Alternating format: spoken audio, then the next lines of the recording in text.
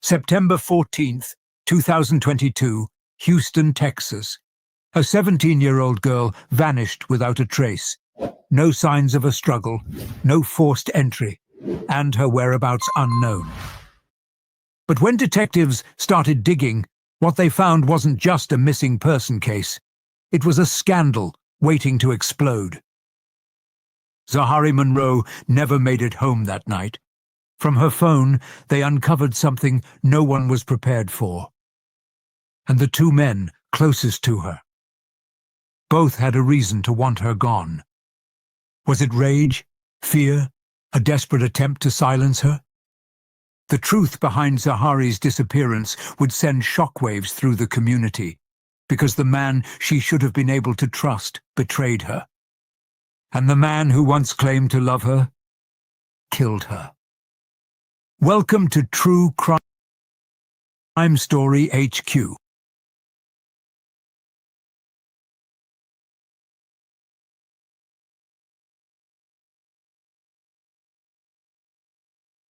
Don't forget to subscribe to this channel. Houston, Texas. A quiet neighborhood where families feel safe, where children ride their bikes after school and doors are often left unlocked. It was the kind of place where people knew each other, where the biggest concerns were weekend plans and upcoming exams. But that sense of security shattered on the evening of September 14th, 2022. At exactly 8:42 p.m., a chilling call came through to the Houston Police Department's Missing Persons Unit. A woman's voice, frantic, desperate. "Please, you have to help me. My daughter never came home." The caller was Celeste Monroe, a 42-year-old mother who had spent the past 3 hours waiting for her daughter, dialing Zahari's phone, sending text after text, pacing through the house, checking the front door every few minutes, hoping, praying that this was all a misunderstanding. But Zahari wasn't answering, and she wasn't home.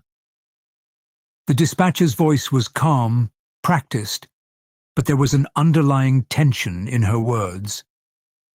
"Ma'am, when was the last time you saw your daughter?" "This morning."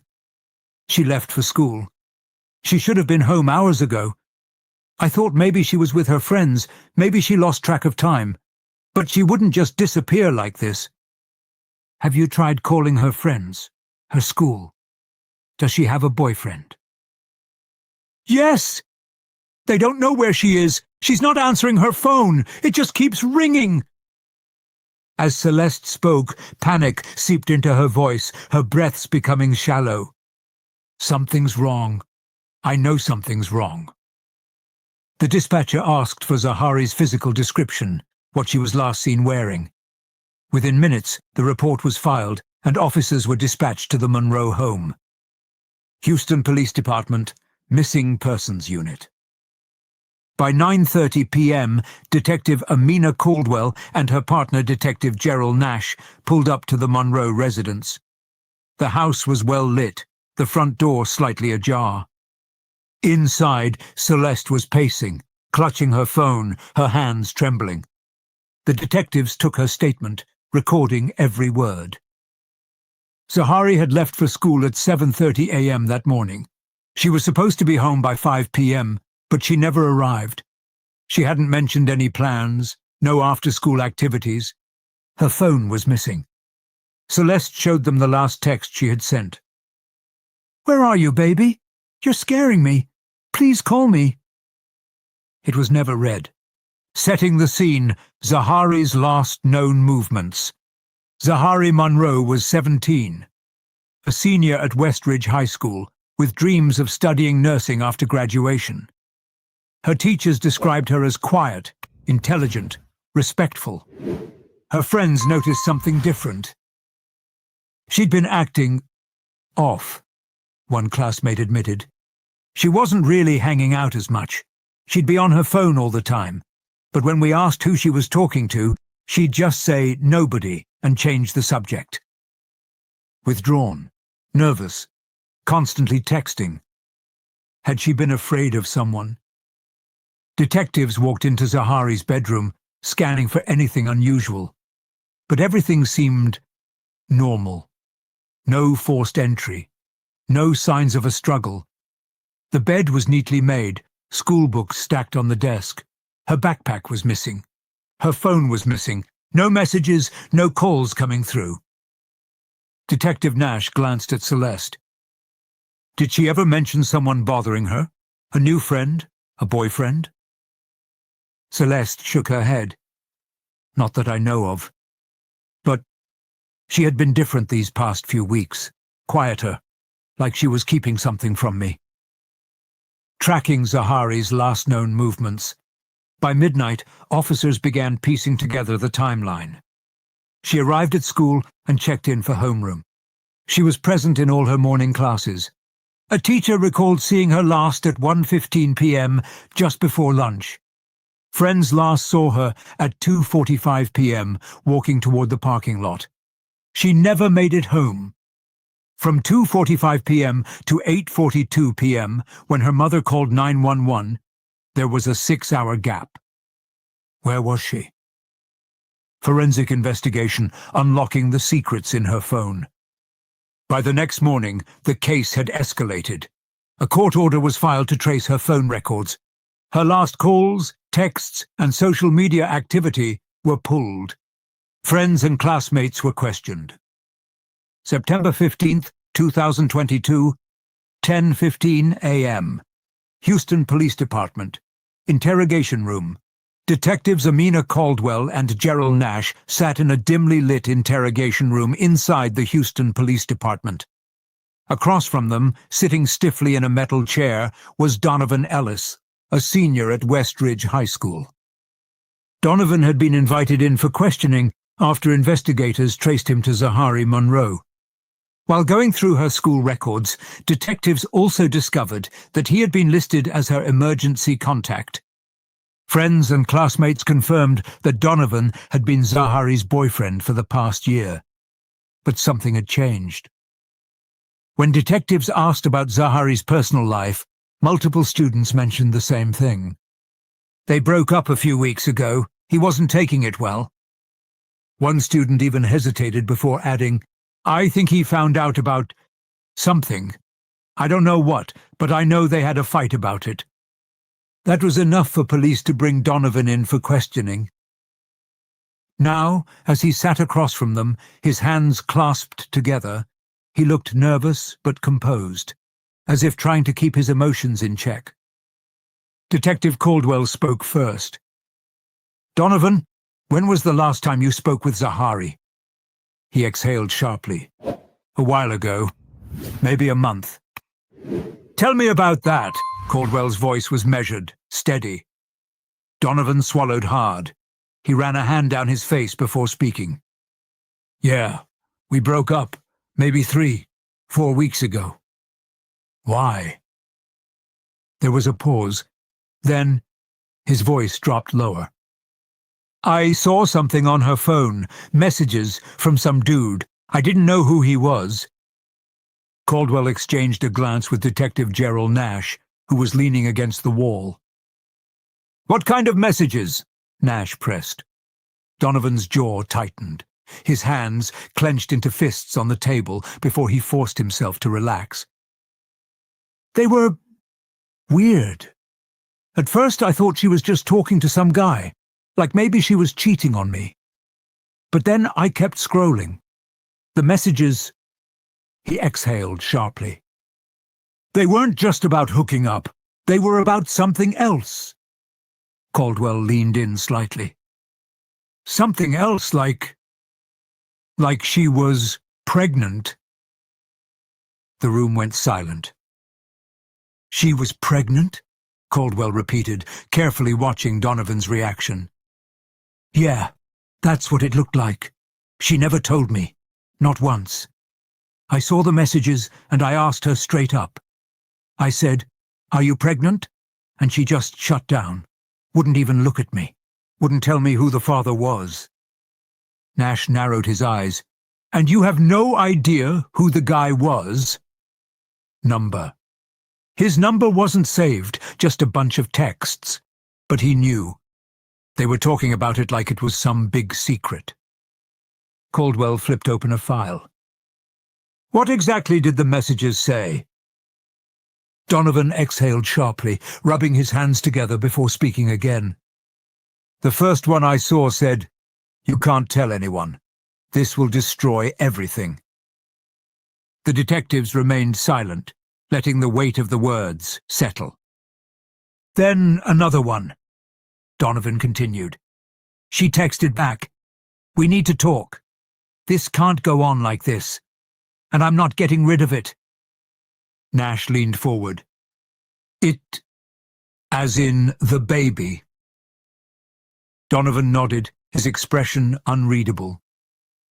That's what I figured, and whoever this guy was, he wasn't happy about it. The detectives exchanged a look. Donovan, you said Zahari refused to tell you who the man responsible was. What happened after that? Donovan hesitated. I got mad. I loved her. I thought we were going to be together, you know. And then she's out here talking to some other guy, having his kid. She just sat there, wouldn't say a word, wouldn't tell me who he was. Did you two fight? Donovan shook his head. Not really. I just told her I couldn't do it anymore. That I wasn't going to be with somebody who was hiding things from me. So I broke up with her. And she just left. Caldwell studied him. And you haven't seen her since? Number, I swear. We ended it. And that was it. A beat of silence passed. Donovan, Zahari is missing. Her phone records show she was in contact with this man constantly. But we need to know. Do you think she was in danger? Donovan's face twisted slightly, as if he had been trying to avoid thinking about that possibility. I don't know. I think she was scared. She wouldn't tell me who he was, wouldn't even admit to me what was going on. But now she's just gone. Caldwell closed the file in front of her. Do you remember the last time you saw her? Another long pause. Maybe a month ago, Donovan muttered, staring at his hands. Nash's brow furrowed. Are you sure about that? Yeah. Why? His story was starting to unravel, and detectives knew the truth was just beginning to surface. September 15th, 2022, 3:30 p.m. The investigation into Zahari Monroe's disappearance had taken a sharp turn. The phone and call record analysis the police did previously, the result was out. They had been looking for any clue, a final text, a last call, a location that might indicate where she had gone. What they found was something far more disturbing. A shocking discovery, the identity of the mystery man. Among the retrieved messages, a particular number kept appearing. A series of deleted texts, all from the same contact. Detectives traced the phone number, expecting to find a fellow student, an old friend, maybe even someone Zahari had met online. But what they uncovered sent a chill through the entire department. The number was registered to Marcel Dunham, 47 years old. The principal of Westridge High School, the man behind the name. Marcel Dunham wasn't just any school administrator. He was highly respected, known for running one of the best-performing schools in the district. He was married, with 3 children of his own, a church leader, a family man. At least, that was what the community believed. But the messages told a different story. Detective Amina Caldwell and Detective Gerald Nash reviewed every text, every exchange between Zahari and Marcel. The nature of their relationship was clear. It wasn't professional, it wasn't appropriate, and it had been going on for months. One message stood out. You can't tell anyone. This will destroy everything. And Zahari's reply, we need to talk. This can't go on like this, and I'm not getting rid of it. She was pregnant, and the principal of her school was the father. Surveillance footage uncovered. Detectives needed more than just text messages. They needed proof. They began reviewing school surveillance footage, searching for any sign of interactions between Zaharie and Marcel. What they found raised even more red flags. On multiple occasions, Marcel's car had been seen parked outside the school lot after hours. Zaharie had been seen entering his vehicle. The two had been spotted standing close together, talking in hushed voices. It was no longer just a suspicion. Zaharie and Marcel had a secret, and now she was missing. Confronting the principal. On the afternoon of September 15th, 2022, Detectives Caldwell and Nash arrived at Westridge High School. Inside, the hallways were buzzing with students, teachers shuffling between classrooms. But inside Marcel Dunham's office, there was silence. When the detectives walked in, Marcel greeted them with a warm smile, his hands folded neatly on his desk. "Detectives," he said. "How can I help you?" Caldwell placed a folder on the desk and opened it. Inside were printed screenshots of his text messages with Zaharie Monroe. His smile faded. "We're investigating the disappearance of Zaharie Monroe," Caldwell said. "And based on these messages, you were the last person she was in contact with." Marcel's posture stiffened. "I don't know what you're talking about." Caldwell slid the papers closer to him. "Then maybe you can explain these." Marcel's eyes scanned the messages. For a moment, he said nothing. Then, he let out a small laugh, shaking his head. "Look, I won't deny we spoke. Zaharie was troubled. She confided in me about things she was going through. But that's all it was. Conversations." "You expect us to believe that?" Nash cut in. "You were having conversations about how this would destroy everything? About a pregnancy?" Marcel's face twitched. "That was taken out of context." "Then give us the context." Caldwell's voice was steady. Marcel exhaled slowly. "All right, I'll admit. Zaharie and it was a mistake, I know that. But I swear to you, the last time I saw her, she was alive." A beat of silence. Then Caldwell leaned in. "Mr. Caldwell, it will interest you to know that in Texas, a relationship with a 17-year-old is not illegal, the principal says." Immediately the detective tackled him, saying, "But you weren't just any man. You were her principal. That is a crime." Marcel's jaw tightened. "She came to me willingly. That doesn't matter. You abused your authority. You took advantage of a student under your care." Marcel's breathing grew unsteady. "I didn't kill her," he said. But the detectives weren't finished. "You were afraid of the consequences, weren't you?" Nash said. "A respected principal, a married man, a church leader. What would people say if they found out?" Marcel's face was unreadable. "I didn't kill her," he repeated, his voice quieter this time. Caldwell watched him carefully. "Maybe you didn't, but you had a reason to." And for the first time, Marcel Dunham had nothing to say. September 16th, 2022, 5:50 p.m. The case had taken a complicated turn. Zaharie Monroe was still missing. Two men, her principal, Marcel Dunham, and her ex-boyfriend, Donovan Ellis, were at the center of the investigation. Yet both denied having anything to do with her disappearance. Forensic analysis had revealed that Zaharie had been in frequent contact with Marcel Dunham. He had confessed to their illicit affair, admitted to fathering her unborn child, and even acknowledged his fear of being exposed.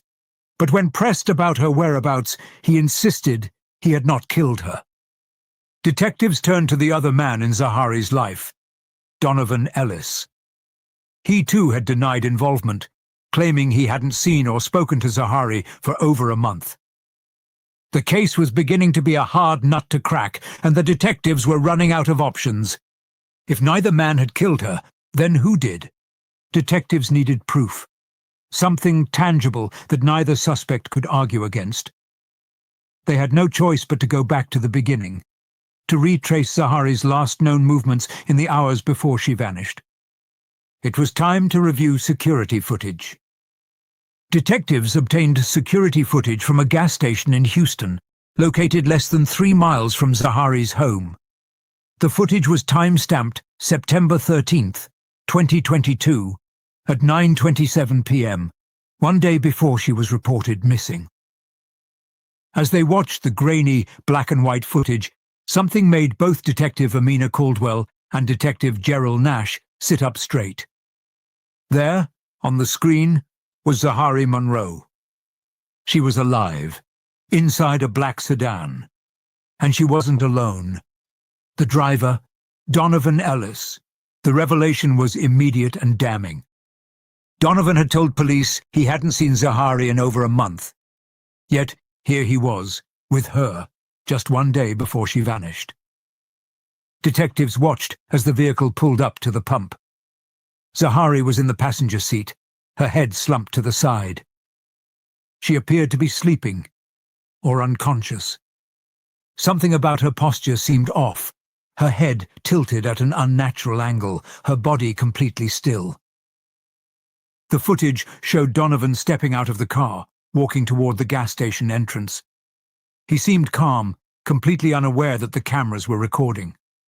He went inside, paid for gas, came back out. But at no point in the footage did Zahari move. She didn't adjust her seatbelt. She didn't check her phone.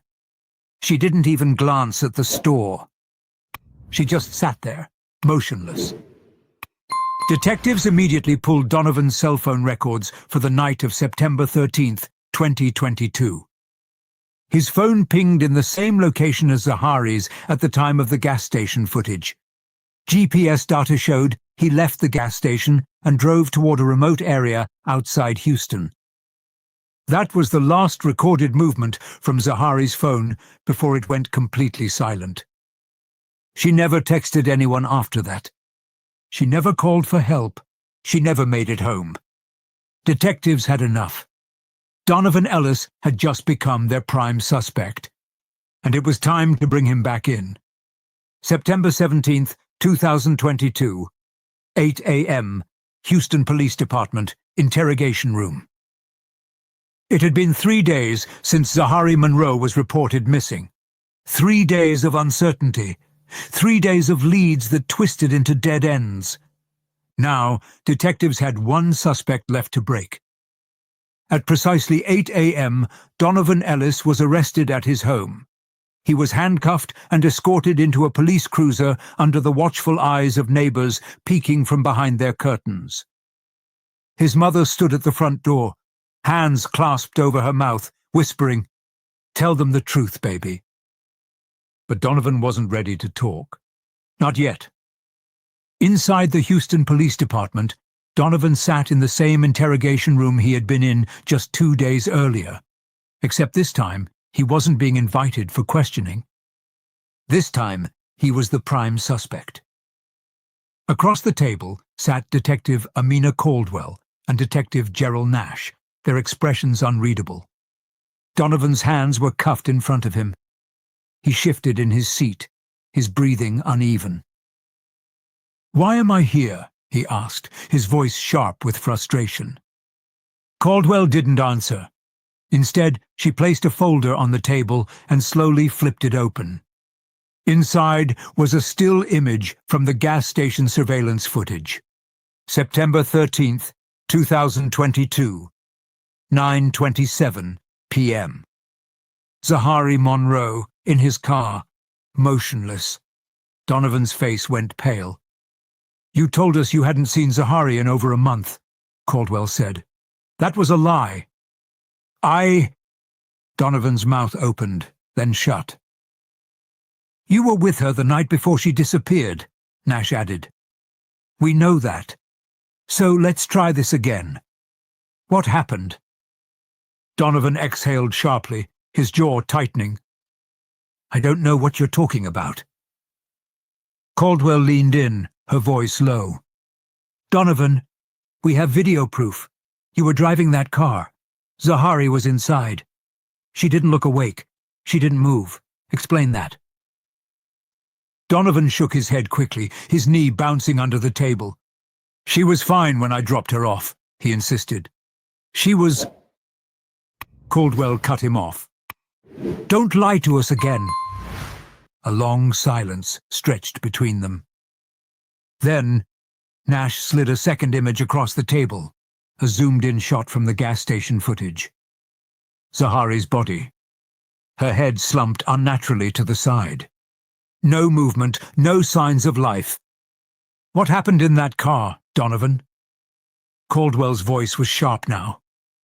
Donovan looked away, his jaw clenched, his breathing quickened.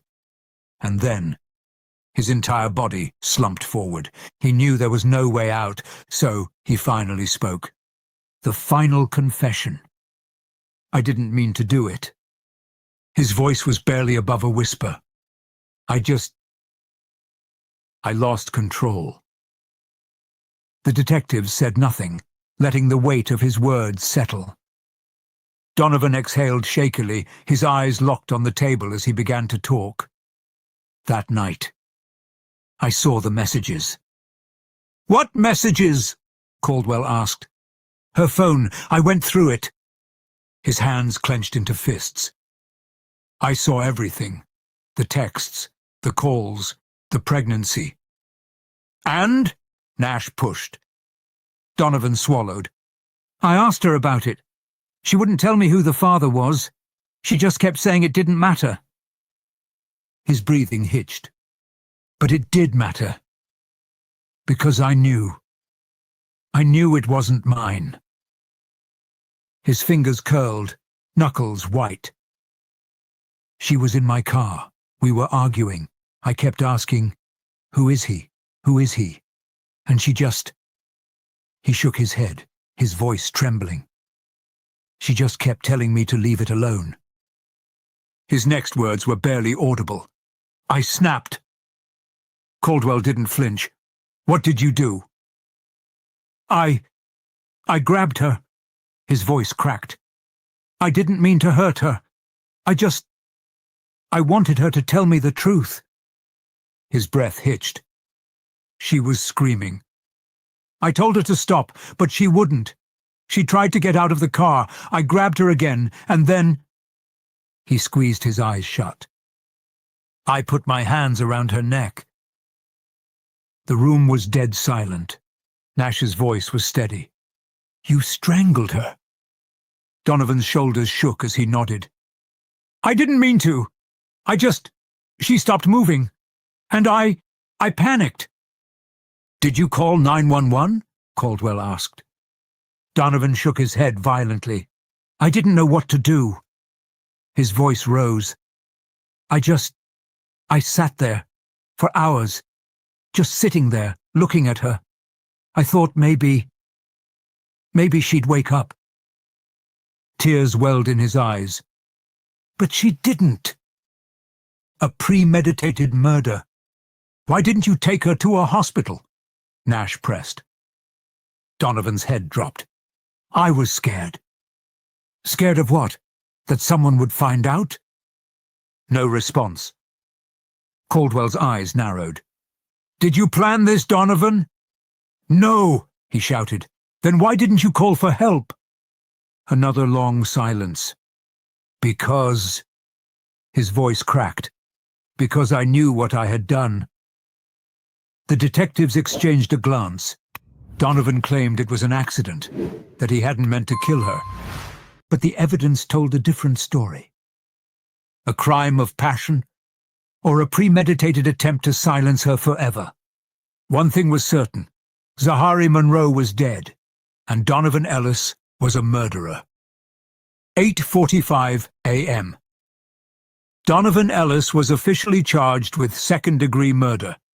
His head hung low as officers escorted him out of the interrogation room. Outside, his mother sobbed as she watched him being led to the patrol car. He didn't look at her. He didn't look at anyone, because his life was over. And Zahari Monroe's life had ended before it ever truly began. September 17th, 2022, 10:15 p.m., Houston Police Department, interrogation room. For hours, Donovan Ellis sat in the interrogation room, his face pale, his hands cuffed to the table. He had already confessed to killing Zahari Monroe, but he had yet to reveal one critical piece of information. Where was her body? Detectives Amina Caldwell and Gerald Nash sat across from him, silent, waiting. Finally, after a long, shuddering breath, Donovan spoke. "I buried her." Caldwell's voice was steady. "Where?" Donovan hesitated, his eyes darting between the detectives. "About 30 miles out, near that old trail off Highway 6. There's a wooded area. I put her there." By 11:30 p.m., a convoy of Houston PD officers, forensic teams, and search dogs arrived at the remote location described by Donovan. A stretch of dense trees and uneven terrain, barely lit by the flashing lights of police vehicles. The search team moved swiftly, flashlights scanning the ground. Then, one officer called out, "Over here!" The ground had been disturbed, the earth uneven, a makeshift grave hastily covered in branches and loose dirt. As detectives approached, the truth lay waiting beneath their feet, a white sheet barely concealing what was underneath. Slowly, officers pulled back the covering, and there was Zahari Monroe, lifeless, cold. Her once bright future reduced to nothing but silence. Autopsy. Confirmation, the brutal truth. The medical examiner's report was finalized the following day. Cause of death, manual strangulation. No defensive wounds. She never had a chance to fight back. The evidence painted a clear timeline of what had really happened that night. Piecing together Zahari's last hours. September 13th, 2022, 8:45 p.m. Zahari left school and met Donovan. They sat in his car, parked in an isolated area. 9:15 p.m. He confronted her about the messages on her phone. Zahari refused to tell him who the father was. The argument grew heated. 9:27 p.m. Gas station footage. Donovan drove her to a gas station. She was already motionless in the passenger seat. 10 p.m. Instead of calling 911, Donovan drove around with her lifeless body for hours. He panicked, unsure of what to do. 2 a.m. The cover-up. He arrived at the wooded area off Highway 6, dug a shallow grave, wrapped Zahari in a sheet, covered her with dirt and debris. By the time the sun rose the next morning, Donovan Ellis had erased every trace of her existence, or so he thought. But the truth has a way of surfacing, and Zahari Monroe's story would not be buried forever. October 2023. Trial begins. More than a year after Zahari Monroe's tragic death, the wheels of justice finally turned. The courtroom was packed. Friends, family, and reporters filling every seat. The weight of Zahari's absence hung over the proceedings like a dark cloud.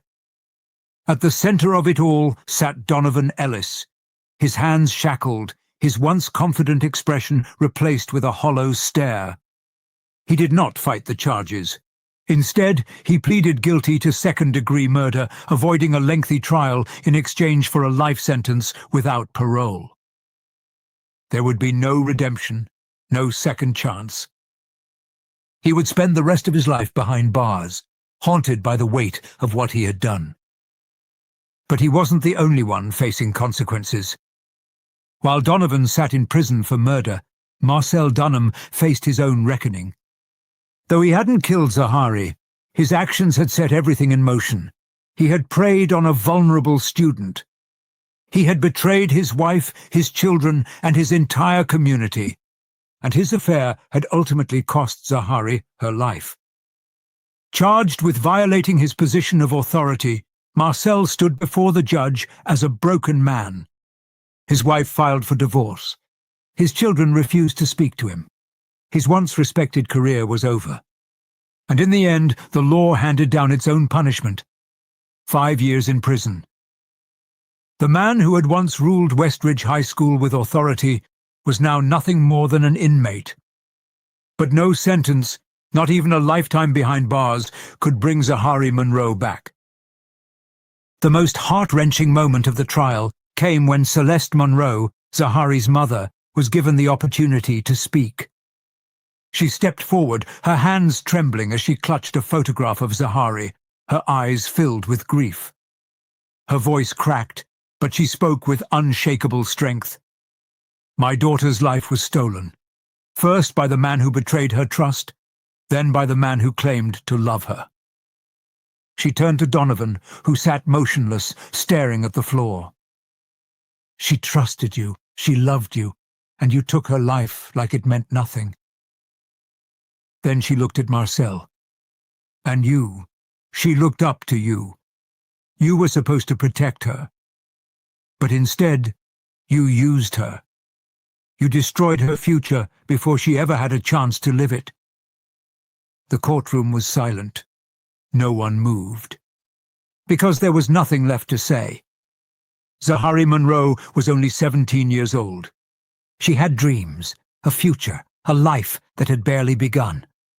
But in the end, 2 men, one who took advantage of her trust and one who couldn't handle his own jealousy, took everything from her.